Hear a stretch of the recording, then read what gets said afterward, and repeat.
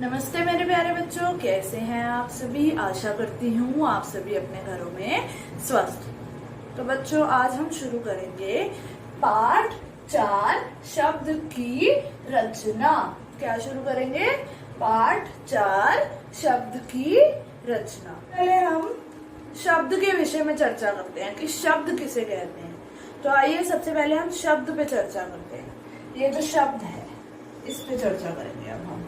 तो बच्चों, अब हम शब्द की परिभाषा समझते हैं। सबसे पहले कि शब्द क्या होते हैं। वर्णों के सार्थक समूह को शब्द कहते हैं।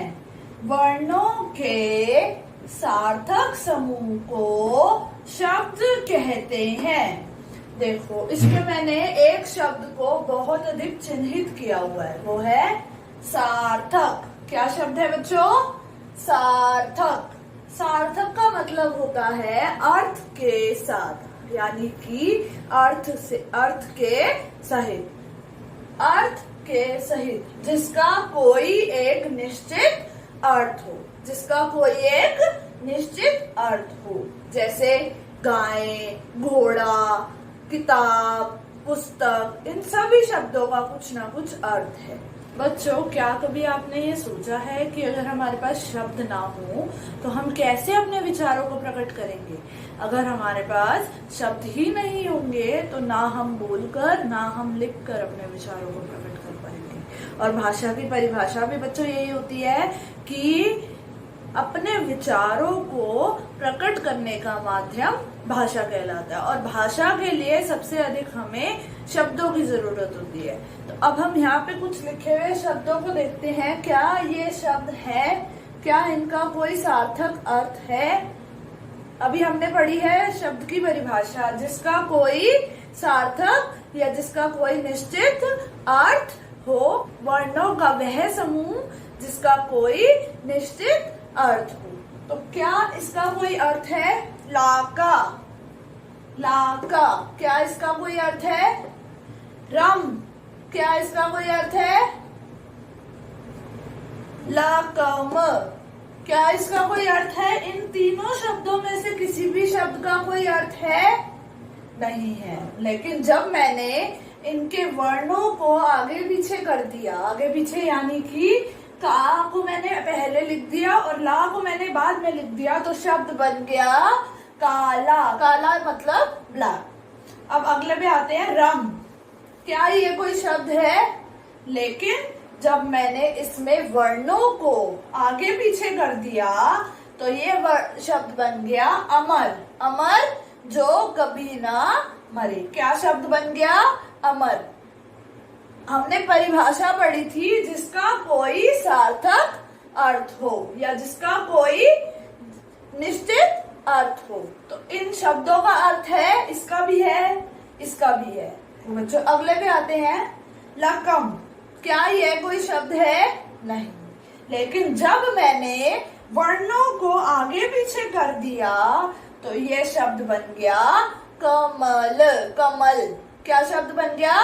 कमल। तो काला, अमर, कमल, ये सभी क्या है? ये सभी एक शब्द है।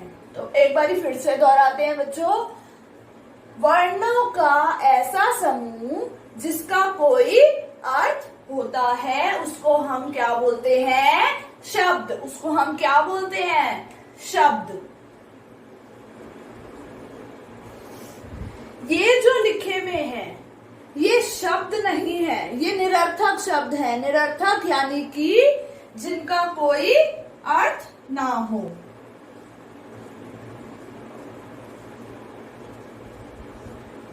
निरर्थक, निरर्थक शब्द। और ये वाले जो है बच्चों, ये जिनमें काला, अमर, कमल, इन सभी का अर्थ है। तो इसीलिए ये कौन से शब्द है? ये है सार्थक शब्द। कौन से शब्द है? सार्थक।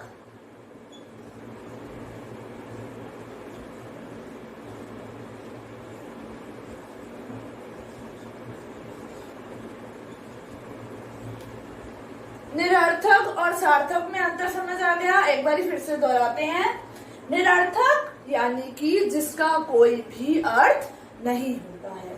इन शब्दों का कोई भी अर्थ नहीं है। लाकारम, लकम, इन शब्दों का कोई भी अर्थ नहीं है। लेकिन सार्थक शब्द क्या होते हैं? सार्थक शब्द जिसका कोई निश्चित अर्थ हो, तो उसे हम क्या बोलते हैं? सार्थक शब्द। काला, अमर, कमल, पुस्तक, किताब, ये सभी क्या है? ये सभी शब्द हैं और ये सभी सार्थक शब्द हैं। तो बच्चों, आज का आपका गृह कार्य है, आप नोट कर लीजिए। तो बच्चों, इसी के साथ हमारी आज की ये कक्षा यही समाप्त होती है। अब हम मिलेंगे अपनी अगली कक्षा में, जिसमें हम शब्द की रचना यानी कि शब्द बनता कैसे है, शब्द कैसे बनता है, उसके विषय में पढ़ेंगे। तो अब हम मिलेंगे अपनी अगली कक्षा में। तब तक के लिए मेरा प्यार भरा नमस्कार।